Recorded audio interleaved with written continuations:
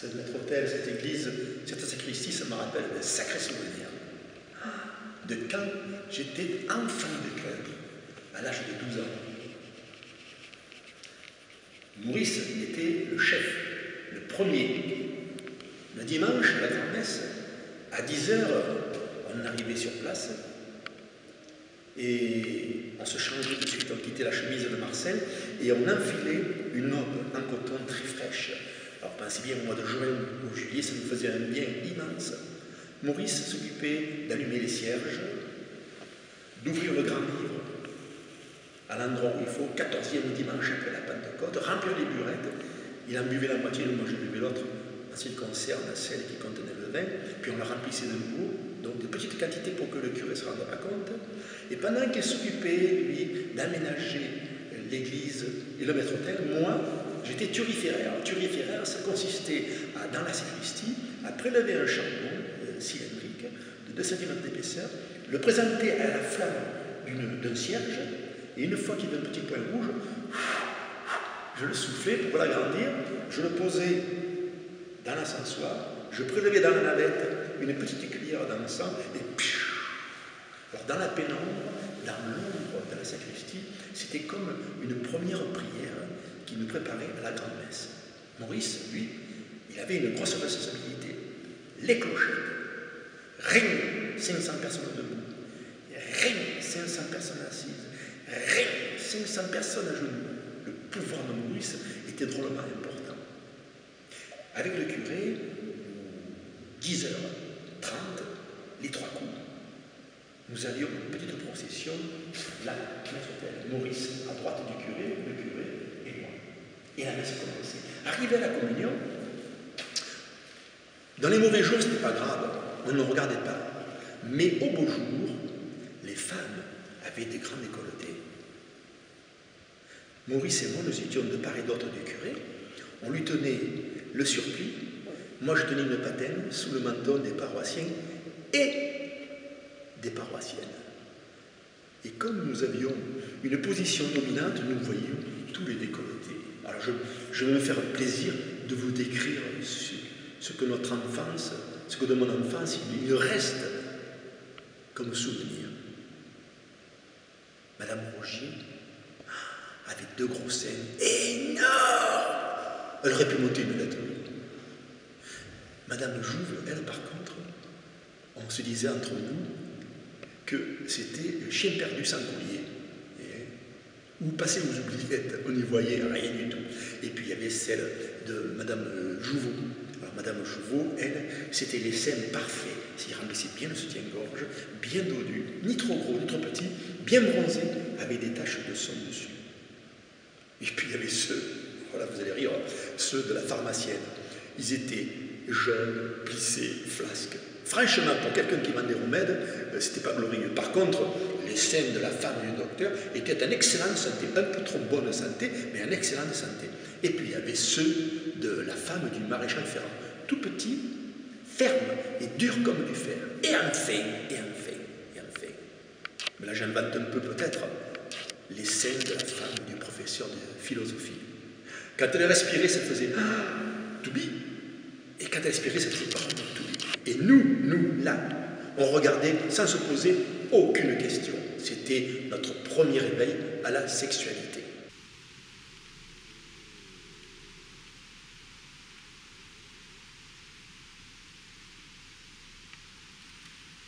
La communion solennelle, voilà le deuxième élément qui nous apprenait l'éveil à l'érotisme dans l'Église, la communion solennelle.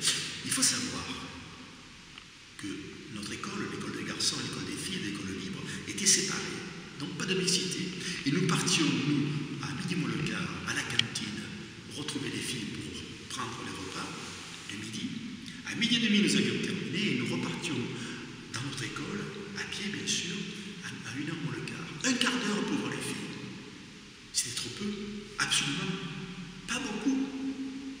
Par contre,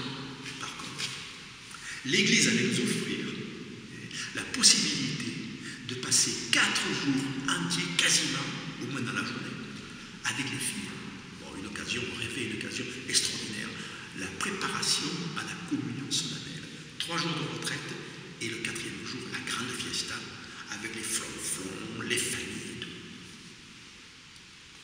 De 9h du matin à 11h30 et de 14h à 16h30, nous allions être avec les filles pendant 3 jours. Le premier jour, je me souviens, les filles faisaient 10 millions de riz.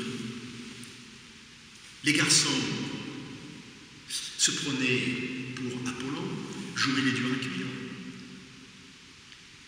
Et le contact se faisait très mal, parce qu'on jouait un jeu et nous avions peur les uns des autres. Mais, le lendemain, déjà, on se connaissait un petit peu mieux.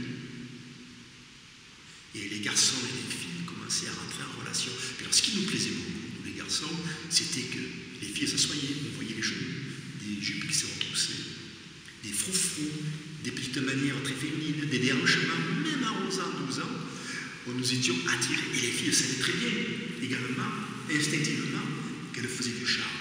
Et le 3e jour, tenez-vous bien, il y avait des relations amoureuses qui se faisaient, oh, ça n'allait pas bien loin, non, mais une manière de parler avec une fille, de se tenir par la main. Et quand arrivait le lendemain, alors là, à la grande messe, avec toutes les familles, c'était splendide. Les garçons avec le costume, la cravate, le brassard. Les filles, entourées de dentelles et toutes blanches, et des grandes robes. On aurait dit des mariés, hommes et femmes. Déjà, nous étions prêts, si vous voulez, à être les mariés. Dans notre tête, nous étions prêts à la. Et quand nous chantions, c'était devant tous, je m'engage sur mon nom, et je te fais hommage de mon jamais cœur. Je veux t'aimer sans cesse, de plus en plus, je t'en fais la promesse, Seigneur Jésus. Chanter, prier, tout en regardant les filles de bas en haut. Et puis il y avait Anita, 17 ans. Elle n'était pas belle, elle n'était pas laide, mais elle avait du charme, et puis elle avait un corps splendide. Elle arrivait le dimanche à la messe pour 10h30 à 10h25. Elle rentrait côté chorale, c'est-à-dire que vous aviez l'allée centrale, à droite on pouvait entrer, à gauche, là le maître-autel, la table sainte et la chorale. Elle rentrait, elle avait une robe en Vichy, rose, avec des hirondelles rouge foncé, avec une ceinture rouge, une capeline et un ruban à santin rouge. Elle était très prude, le mouvement là, c'était incroyable. Et ce qui était amusant dans l'histoire, c'est que, parce qu'elle était prude, elle voulait cacher ses seins, alors elle appuyait son missel, ce qui faisait ressortir ses seins. Et les jours de grand vent de Mistral, elle prenait sa jupe comme ça, là, elle la serrait bien, et on voyait bien ses fesses. Donc, elle faisait tout le contraire de ce qu'il aurait pu faire de passer inaperçu. Alors, nous rentrions à la chorale, les filles étaient devant, nous derrière, l'organiste commençait, puis c'est une organiste qui était petite, toute ronde, mais une autorité fantastique. Quand elle levait la main et que la messe avait commencé, il fallait suivre, sinon à la sortie, nous prenions vraiment une bonne espoussée. Elle baissait la main et hop, on attaquait. Gloria in excelsis Deus, et intera pax hominibus, bone voluntatis. Puis venait le credo. Credo in unum Deum, Patrem omnipotentem, factor celi et terre, visibilium. Et après, il venait le Sanctus. C'était merveilleux le Sanctus. Alors là, je peux vous dire que le Sanctus, j'adorais chanter le Sanctus. C'est tellement beau. Je vais vous le chanter. Ah, il faut que je vous le chante en entier parce que vraiment ça me convient parfaitement et ça me plaît. Sanctus, Sanctus, Sanctus Dominus Deus Sabaoth, plenis in celi et terra gloria tua, Hosanna in excelsis, benedicamus in nomine Patri et Filii, Hosanna in excelsis. C'est beau, hein? Mais attendez, arrivé l'Agnus Dei. Alors lui, l'Agnus Dei, nous allons avoir besoin, énormément besoin de l'Agnus Dei. agneau de Dieu qui enlève le péché du monde. Parce que c'était le moment de la communion. Agnus Dei, qui tollis peccata mundi, dona eis pace. Et là, Anita se levait pour partir à la communion et elle se dirigeait vers l'allée centrale. En face de nous, au sud, d'immenses vitraux laissaient passer des quantités, des tonnes de lumière qui arrosaient la chorale, l'allée centrale, la table sainte, et Anita qui se levait. Et là, on voyait pour transparence, parce qu'elle n'avait pas de jupon, les jambes fines d'Anita, la petite culotte d'Anita, la taille fine d'Anita, le soutien-gorge d'Anita. Oh, nous n'avions plus de respiration, puis alors, elle se tournait, et de profil, on voyait Anita de profil. Et elle passait sous la statue de Sainte Philomène. Sainte Philomène, c'était la représentation d'une personne, jeune fille, qui, pour garder sa foi, avait accepté d'être torturée. Et la torture, pour l'obliger à renier sa foi, c'était de lui couper les seins. Et à la place des seins, elle avait 2 taches rouges. Et sur un plateau, en plâtre, il y avait les 2 seins coupés. Elle était à droite, comme ça, du maître-autel. Et nous, enfants de cœur, pour essayer de voir les seins de Sainte Philomène sur un plateau, nous montions sur le maître-autel. Et on essayait, on avait les images qu'on pouvait à l'époque. Et on n'avait pas toutes ces possibilités comme aujourd'hui. Et Anita passait sous Sainte Philomène.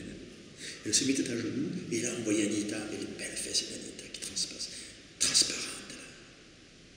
Alors nous avions vu le côté sud, et quand elle se levait, on voyait le côté nord. Et notre respiration était littéralement coupée, et nous finissions les chants de l'église, mais vraiment, vraiment, vraiment époustouflés, pleins de désir, bouleversés. On chantait « Tu es mon berger, Anita, rien ne saurait manquer où tu me conduis. Dans tes verts pâturages, tu m'as fait reposer avec Anita. » Nous finissions la messe en état de péché mortel. Le curé se retournait vers nous, nous bénissait « Benedicamus in nomine Patri et Filii et Spiritui Sancto » et il disait « Ite missa est, Alléluia, Alléluia » et nous on répondait chouillant, excité, Deo gratias, Alléluia, Alléluia. Et moi, toujours bouleversé par l'image que j'avais d'Anita, je restais dans l'église, là, sur le banc, tout seul, et je disais, parce que je parlais à Dieu, et Dieu me répondait, je dis, mon Dieu, mais pourquoi avoir fait Anita aussi belle? Dites-moi, mon Dieu, répondez-moi, mon Dieu. Et vous savez que Dieu me répondait, il me disait, Henri, j'ai fait Anita aussi belle, à la fin qu'elle me ressemble. Et n'oublie pas une chose, quand tu admires Anita, c'est moi que tu admires. Ah, merci mon Dieu, merci mon Dieu, merci mon Dieu. Anita, oh là là, Anita,